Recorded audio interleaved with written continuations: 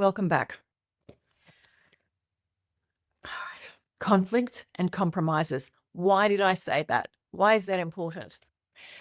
Now, as a buyer's agent, and because I'm a coach's job is to challenge you, is it not?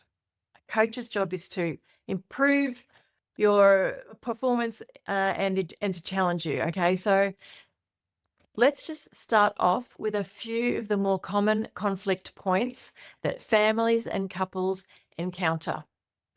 And I encourage you to iron out these uncomfortable topics earlier rather than later to reduce or eliminate anxiety and arguments.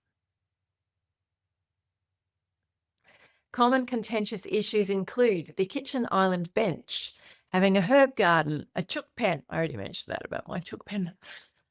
Fully fenced yard for a dog, a home office. Do you need one home office? Do you need two home offices? Can you share one? The size of the dining table, each child having a computer in their bedroom. Do you need a guest ensuite? What about an internal laundry? You're happy to have one downstairs in the garage. What about the street appeal? Is the street appeal that important, or do you just need a functioning home? Do you want the home to be less than 10 years old, or do you want it to be less than 10 years since it was renovated, or do you not mind? What about having a gas cooktop?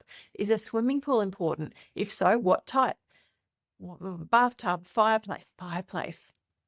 I love a fireplace. Anyway, so I'd love for you to identify with your partner the areas of conflict and compromise.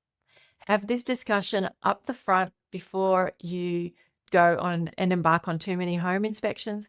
And I would love for you to identify so fill out this form and then each person rate what's a must have, a love to have, a do not want. And then you'll identify the conflict points where you may be able to find some compromise. You might say, okay, I'll let you have your chooks if we forego blah, blah. I'm not going to, there's, it's a stressful period of time, okay? A lot of money, a lot of effort, and buying a home.